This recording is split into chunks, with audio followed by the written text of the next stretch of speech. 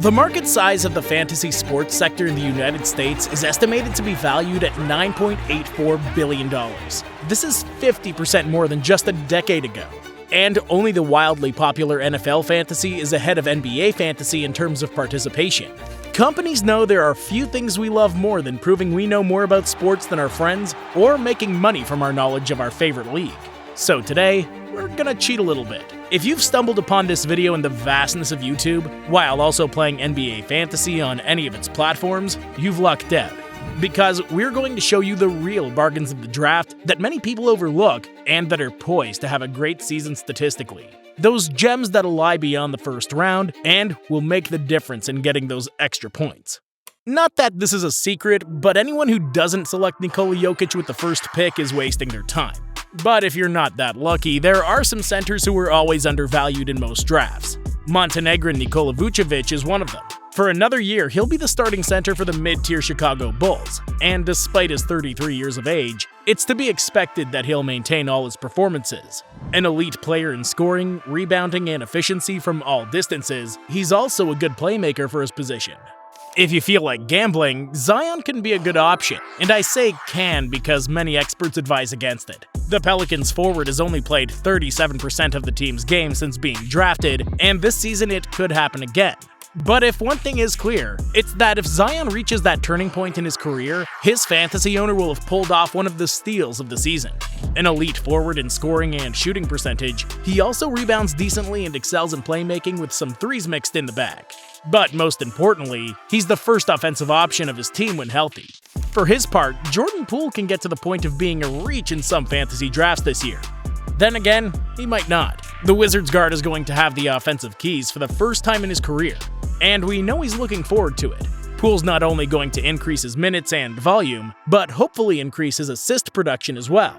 But at the same time, this increased importance may bring down his already inefficient shooting percentages, except for free throw shooting where he's excellent.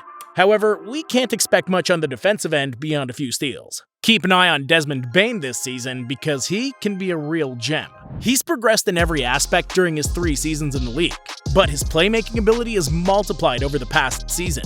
And as we already know, Ja Morant will be suspended for 25 games, and Tyus Jones is left for Washington.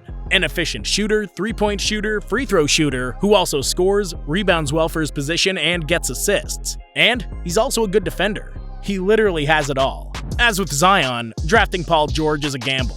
But the player himself has said this summer that he'll get back to his bully shit. He played 56 games last season and once again showed efficiency in all percentages, scoring threes, rebounding, assists, and steals. A textbook all-around player that's sometimes underrated in some drafts. We saw in the MIP candidates video that Cade Cunningham was one of the bookmakers' favorites. After being out all season, a lot of people have forgotten that Cade is very good at filling up the stat sheet. He scores, rebounds, and assists consistently, although he's not very efficient in field goal percentage and 3 shooting. He's efficient from the free throw line, and during his rookie season, he was efficient on defense. The arrival of Asar Thompson shouldn't change the fact that Cunningham is the face of the Detroit Pistons. And we'll continue talking about all-around players. Scottie Barnes didn't show much progress since his splendid rookie season in many aspects, but where he did was in playmaking. Barnes has shown that he can even play point guard and is capable of filling absolutely every stat sheet: points, rebounds, assists, steals, and blocks. His last season may make him undervalued in many drafts, and it should surprise no one that he also showed progress and importance on the Van Vleetless Raptors. Let no one be surprised. I repeat, let no one be surprised if Chet Holmgren manages to average elite numbers later this year. The Thunder center showed Wembanyama that he wasn't going to make it easy for him in the battle for Rookie of the Year. And like Ben Simmons in his time, he has a year of experience training with an NBA team. Holmgren has proven to be an excellent scorer, capable of rebounding and blocking at high volumes. And a very efficient one at that. His impact on the Thunder could be immediate to propel them into playoff contention. Another very young center who's falling in many drafts inexplicably is Alperen Şengün. The Turk was by far the Rockets' best statistical player last season, and he should be again this year. Still just 20 years old, he averaged 14.8 points, 9 rebounds, and 3.9 assists in just 29 minutes last season on 55% shooting from the field. A player who also puts up good numbers on defense, and in my opinion, should not fall below pick 50 in any draft. a mini Jokic comparison would be valid. Moving into the depths of the draft, we find Jakob Poeltl. The Austrian center was traded to the Toronto Raptors last season and quickly proved his efficiency. Poeltl is one of the best rebounders in the entire league, but he's also a pretty efficient scorer. Extremely efficient in field goal percentage, but very inefficient from the free throw line. In addition, during his 26 games in Toronto, he was one of the most productive defenders in the league. John Collins' importance has been steadily declining on the Hawks, but don't forget that a few seasons ago he averaged 21.6 points and 10.1 rebounds per game on 58% shooting from the field and 40% from three-point range. Collins was him. But the opportunity that a rebuilding Utah Jazz can offer him may be enough to make him a good fantasy player. A good scorer, rebounder, and shot stopper who has shown efficiency throughout his career. Ben Simmons' preseason games have been promising, but it's just that even in his bad moments, the Aussie has been a productive player in fantasy, not in scoring. We already know that. But he's usually efficient in field goal percentage. Better not talk about free throws. But he is still an absolutely elite rebounder and playmaker for his position. Also one of the best stealers in the league, who will enjoy a no-pressure environment to even have a back-to-self season. By now, everyone knows that Fultz is ahead of Cole Anthony in the Magic's rotation. The guard averaged career highs in points and assists last season, and finally had some relative continuity. A player who scores with a good volume of shots and is the best general on the team. He's also elite in steals and an efficient player in field goal percentage. His outside shooting, however, is still a work in progress. Meanwhile, Mark Williams was one of the team's few positive surprises last season. Because surprises, yeah, they've had a lot of them. But the truth is that the Duke center showed a great ability to score efficiently, rebound, and block. He can't offer much beyond that, but he's certainly above average in all statistical aspects related to his position.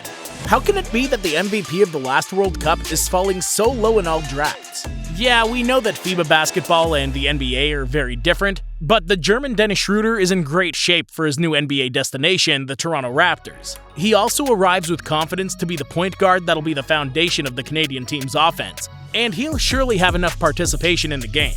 A decent scorer who's capable of generating assists and steals, but it's true that he's not been the most efficient during the last few seasons. But if he was, he'd be drafted much higher. True, he averaged 4.2 points and 3.8 rebounds per game last year, but the truth is that Doc Rivers didn't like Paul Reed very much. The arrival of Nick Nurse has meant that the importance of his role has been multiplied during the preseason. And the coach has even talked about the possibility of playing alongside Joel Embiid. There's no doubt that the Sixers will give him plenty of opportunities to progress under a much more open-minded coach. And that's as far as our list goes. Yeah, we know some predictions will go better and some will go worse. But all of these players should maintain or increase their production from last season. After all, these are players with greater statistical value than those around them, at least in the context of the drafts thus far on the biggest fantasy platforms around the country. With the new NBA rules regarding resting, fantasy managers should not have to worry about older players sitting. And while we might not have a crystal ball to predict the future, we're sure some of these names have made your wish list, in this era when it's everyone's turn to don the general manager suit. But more importantly, we hope this list ends up earning you some extra cash, or better yet, shutting up that friend of yours who talks too much.